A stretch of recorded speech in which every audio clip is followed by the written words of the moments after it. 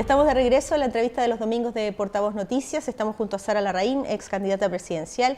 Dice, soy ecologista, soy activista social y estoy además ahí trabajando desde hace muchos años en Chile Sustentable, pensando Chile de manera distinta. Y yo te dejé endeudada con una respuesta antes de los comerciales. Lo del servicio forestal. Sí, eso por un lado, pero por otro, el cómo pensamos Chile a partir de ahora. Porque todos dicen, vamos a levantar nuevamente Santa Olga, Los Aromos y otros lugares, Cauquenes y tantos lugares. Pero lo vamos a hacer de la misma manera, irresponsable, y vamos a volver a exponer a miles de personas y en al el riesgo. mismo lugar, mira, estamos dando la misma discusión de después del tsunami. ¿Queremos seguir construyendo los consultorios, los parvularios a la orilla del mar, en un país que tiene riesgo de tsunami? ¿Queremos seguir en la avenida Perú poniendo un poquito más alto para que puedan seguir habiendo los restaurantes y los edificios que se le están socavando los gestes? O sea, tenemos que aprender de lo que está ocurriendo y por lo tanto reconstruyamos Santa Olga, reconstruyamos esto, reconstruyamos lo otro, pero ¿dónde y cómo? Como tú has señalado.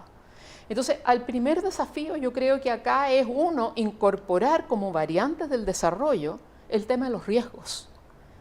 Y dentro de los riesgos, todos los riesgos que trae el cambio climático, la sequía, la escasez de agua, etcétera, etcétera, que es lo que hemos estado viendo.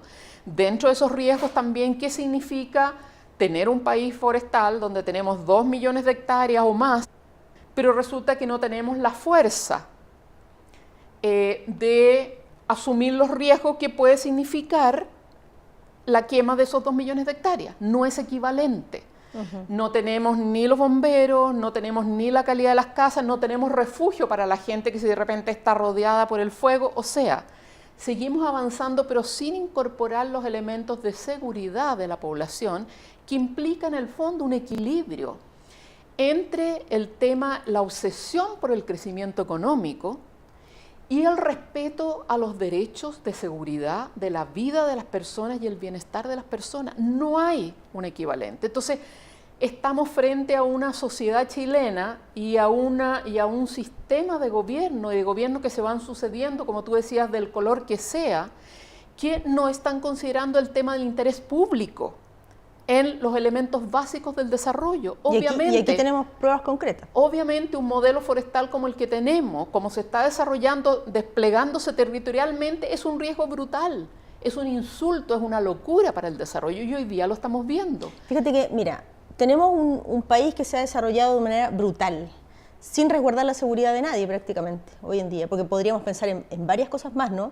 De poblaciones que están expuestas a contaminación en muchos lugares de Chile. O sea, son zonas de sacrificio, lo que hemos hablado siempre, zonas de sacrificio, Puchuncaví, Ventana, porque están rodeados de termoeléctricas, los índices de cáncer son enormes, pero cuando hablamos de Santa Olga, obviamente es una zona de sacrificio, claro, porque la gente estaba expuesta a quemarse, estaba expuesta a perder todo lo que tenían.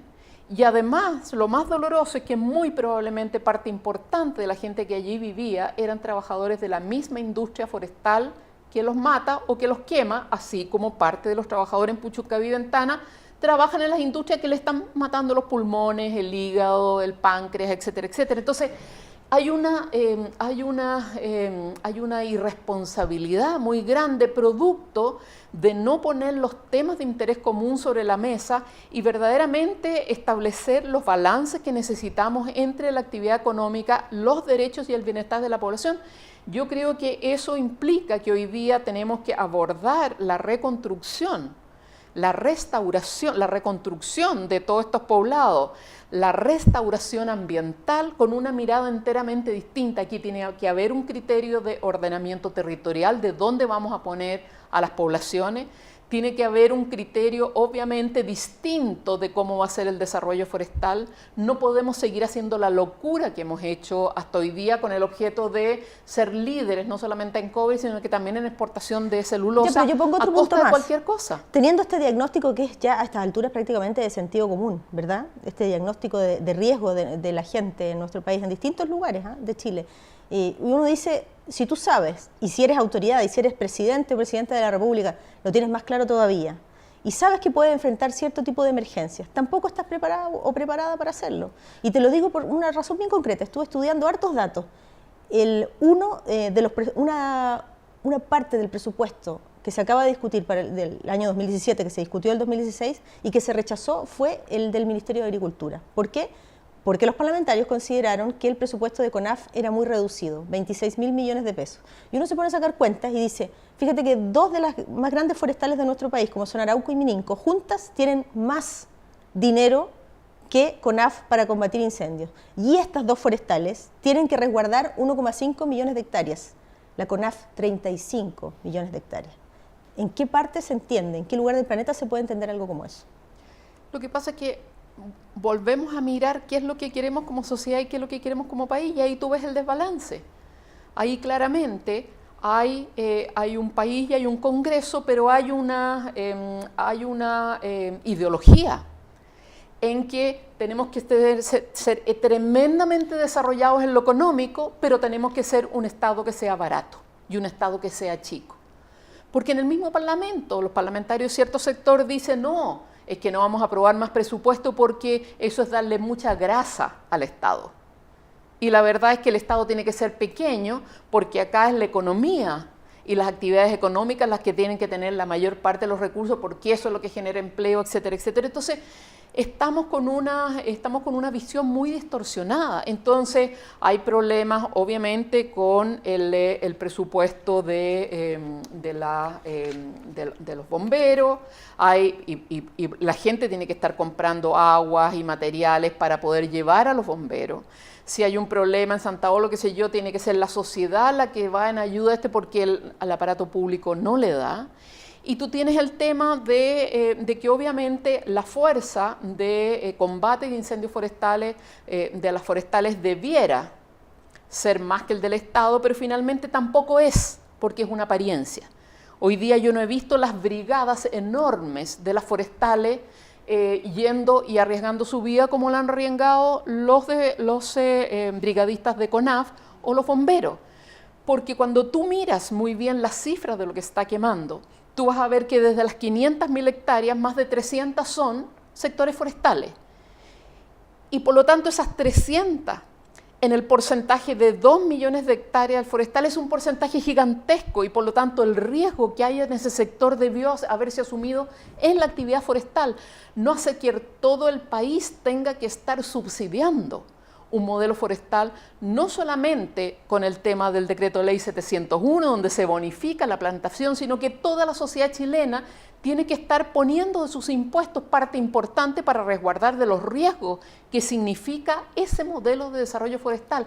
Eso no puede seguir funcionando de esa forma porque nos está pasando lo mismo que nos pasa en relación a, por ejemplo, lo que pasó con la segunda crisis del salmón, que no es la primera, sino que es la segunda, y que tuvimos una mortandad terrible, y esa mortandad se dio permiso además para botarla en ciertos lugares, lo que aumentó el problema de una forma pero exponencial, o lo mismo que estamos viendo con el tema del agua, donde tenemos camiones aljibe, ¿no es cierto?, en las últimas sequías, no solamente en Coquimbo o en algunas regiones de Valparaíso, o resulta que en el secano costero del Maule o el secano costero de la región del Biobío, sino que tenemos camiones aljibe hasta Chiloé.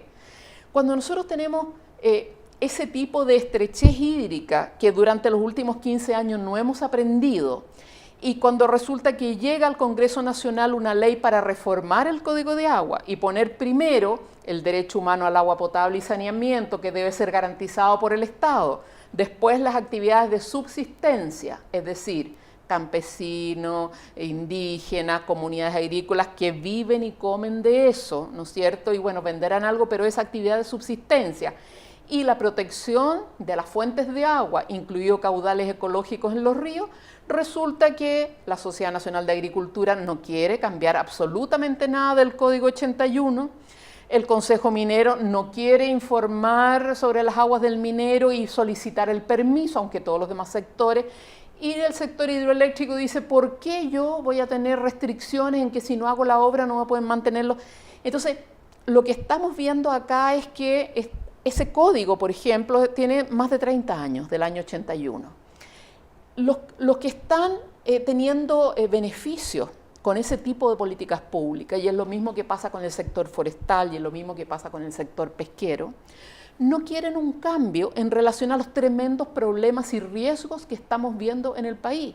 Entonces, finalmente lo que vemos acá es un problema político. Y entonces no hay un ordenamiento territorial porque el sector económico quiere que el ordenamiento territorial sea el resultado de donde ellos quieren ubicarse. Y de eso te voy a preguntar. Y no que haya, digamos, una política acordada que responda al bien común, al desarrollo armónico del país, que es el que pone las reglas y después cada uno hace negocio, pero bajo esas reglas del juego. Te interrumpo un segundo porque tenemos que hacer una última pausa y regresamos y te voy a preguntar, no solo de los grandes pecados que hemos cometido los chilenos, sino que las primeras medidas que tú hubieras tomado. Tú querías ser presidente en el año 99, a partir del 2000. ¿Qué hubieras dicho que tenía que hacer Chile para evitar estas y otras tragedias? ¿Te parece? Pausa y regresamos de inmediato. Gripe, sarampión, infarto, dolor,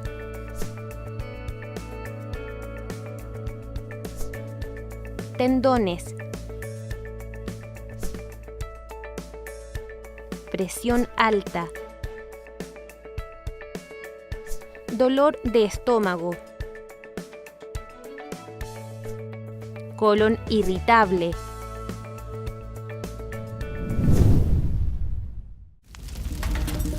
existen condiciones óptimas para que se propague un incendio, pero hace falta que algo o alguien lo inicie. El 99% de los incendios son provocados por las personas, ya sea por descuido o de forma intencional. Una conducta responsable nos permite combatir y estar preparados frente a esta amenaza. De ti depende prevenirlos. Digamos alto a los incendios forestales.